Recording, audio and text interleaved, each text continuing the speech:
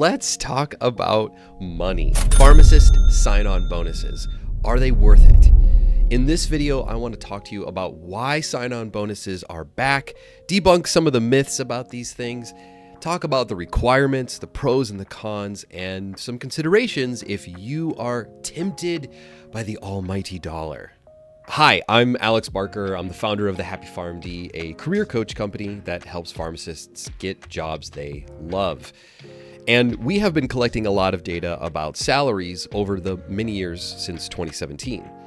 Every year we've published a pharmacist salary guide, and if you'd like to download that, you can click the link in the description and it will give you a lot of information about what pharmacists are getting paid, what kind of jobs are out there, what's the highest paying jobs, and you'll learn everything that you need to know before you're offered your next position and kind of know where you stand in comparison to the norm. So I recently got an email here and I took a screenshot of it because I just thought it was too sweet. And they are looking for a pharmacy manager position and offered $75,000 sign-on bonuses. For some people, that was their entirety of their college education debt. For others, that's maybe half or a quarter. It's a tempting amount of money on surface level. And this trend has been happening over the last couple of years, frankly, ever since about the pandemic started to peter off in 2022. Bonuses have been around for quite some time. And in fact, in the early 2000s and in the late 1990s, the saying about pharmacy was 6 figures and a car.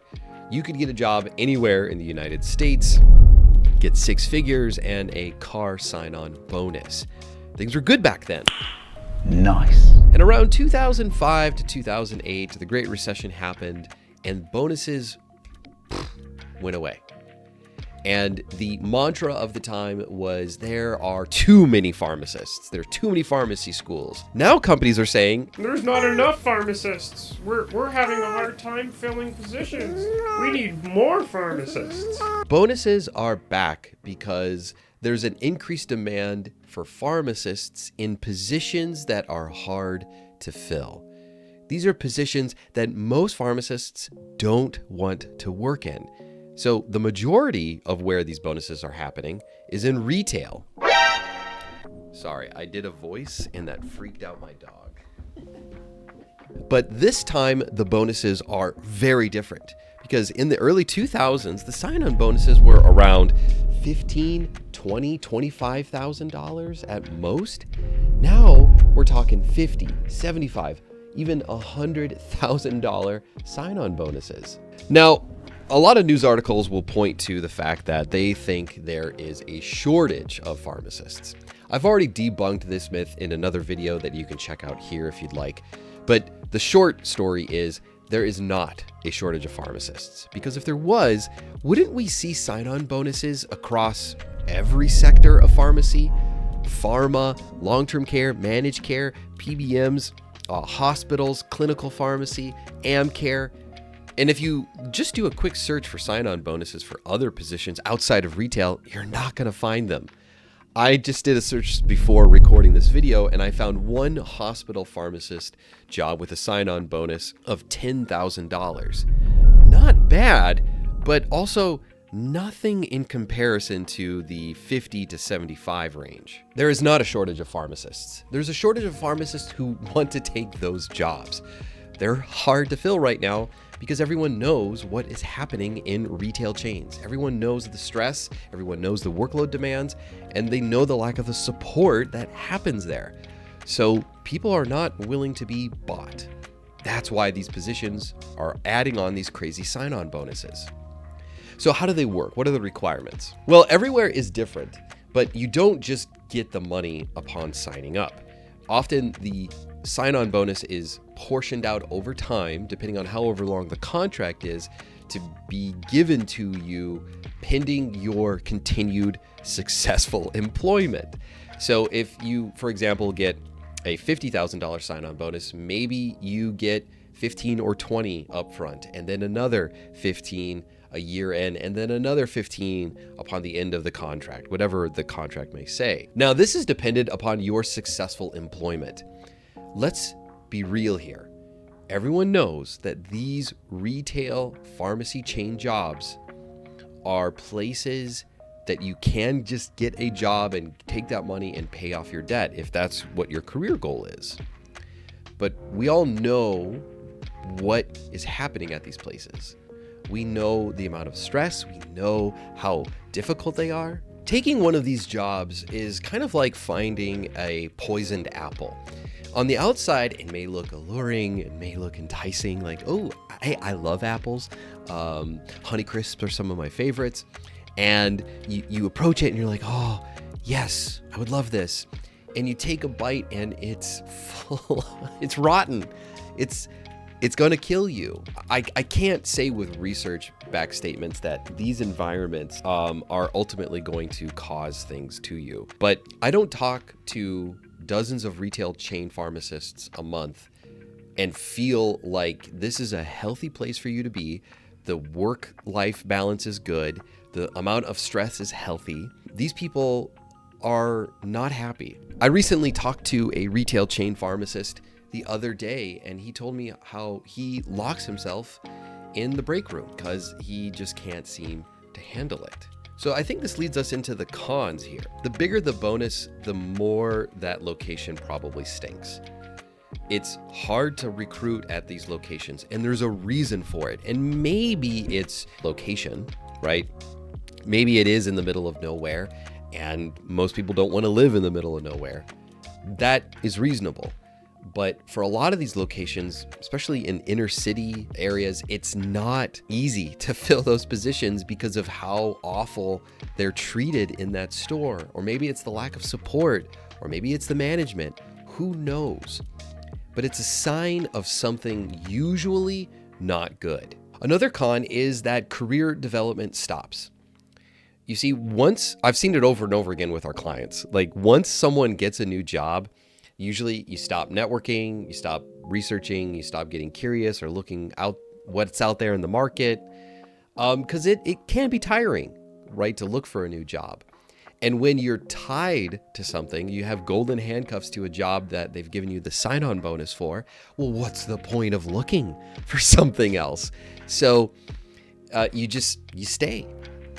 And people don't network, they don't look to see what's happening in the job market, and they just further dig that hole for themselves to say, well, you know, I'm in this job, I signed up for the next 3 to 5 years, and I'm just gonna rough it out. And so that leads me to the third con, which is you're unmotivated to look for something else. You don't want to participate in other things outside of your job because you're drained by that job. So you don't stay involved in associations, you don't volunteer, you don't want to do anything extracurricular because it takes everything within you just to go into that job and survive and handle it. And why look? Why spend more energy when you're already knowing you're committed to the job? You know, I got a sign-on bonus offer from a retail chain, I don't know, a year ago or so, and it was like $50,000 for a manager position. And I played a little thought experiment, and I said to myself, how much money would it take for a retail chain pharmacy to pay me? And it's not that I don't think I could find a job that is great, because, I mean, we have to be honest here. There are good retail chain stores. There are great retail chain managers and supportive executives. They do exist. I've talked to them. I know them, but it's not that way across the board. But let's just say that they offered me a sign-on bonus. How much money would I need? And once I reached $1 million as a sign-on bonus for like 1-year contract, I said, no way. There's not a reasonable amount of money that they could pay me to go work in these conditions. But that's for me. That's kind of like my values and what I stand for. I want to be happy. I want to love what I do. I want to wake up and be excited about what I'm working on. I want to come home. I want to come to my family after work and be like engaged and present and not stressed out or worried. And of course, as the CEO of a company, I have those things, but a lot of it is within my control, Whereas things as a retail pharmacist, so much is outside of your control. Let's talk about the pros though. If you already know that you want to be a retail pharmacist, then why not find those sign-on bonuses? And find the good places. We know in general, I'm not going to call them out, but we know the companies that are retail chains that have a reputation for better work-life balance, better schedules, more supportive staff, more supportive leadership. We know those, and those are great places. We've helped a few people get into those great chains, and they're still there. But one of the best pros, in my opinion, of having a sign-on bonus is to not actually ask for the bonus. Instead, ask for a pay increase. Because one of the most powerful things you can do with a bonus is to not be tied to it. Instead of saying no to money now, say yes to a higher salary that may be less money by comparison. But here's the cool thing, is that as long as you enjoy this career path, you enjoy the work, you're getting paid a salary which is more than the bonus. And over the length of your career, you will earn more money over time by having a higher salary, if it's reaching a certain limit, than to take money initially on hand. And for every job thereafter, you can negotiate for more because of your higher base pay.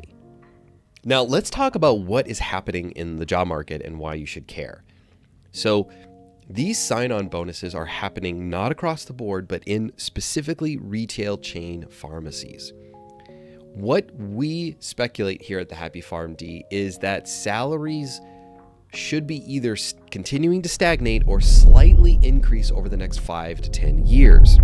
This isn't because of inflation or because of these difficult to find positions, and it's not because of these difficult to hire for positions in retail, but it's because of the decreased supply of overall pharmacists, the decrease of interest in overall pharmacy. Because even those pharmacists who are unemployed, according to the most recent National Workforce Study in 2022, even unemployed pharmacists have a very low intention of returning to pharmacy. This is the classic demand-supply problem. As demand increases, and if supply is either decreasing or staying the same, you will see an increase in the price. And so we're no different here. I would love to be wrong in 5 years. It's always nice to document your predictions here in a public way. So we'll see in 5 years if salaries have gone up or not. But technically, and you can also see this in the report, if you want to download it, link in the description. Because of inflation, pharmacist salaries have actually decreased because of inflation and its buying power. I think the question you have to ask yourself is, can you be bought? Can you be bought for that amount of money? And if you can, fine, lean into it. Everyone needs money. Everyone talks about it. And so take it. Use it for whatever you want. But know that it will come at a cost in these conditions. These sign-on bonuses are not typically happening in places where everyone is flocking to. Right now, it's so hot to go into pharma. And usually bonuses, sign-on bonuses, are non-existent in this sector. Why is that? Well, it's because pharmacists, they know they may be trading, even if it's a little bit of salary, for better work-life balance, for supportive work systems and work environments, for teams that actually are working together and supporting one another. If you have taken a sign-on bonus, was it worth it? I'd love to hear your thoughts in the comments. Or if you've denied taking a job and a sign-on bonus, I'd love to know why as well. And if you'd like more information about salaries or all things careers, check out our website, check out the links in the description. We'd love to help you ultimately create a pharmacy career that you would love and be happy with. Thanks for watching this video, and until I see you in the next one, take care.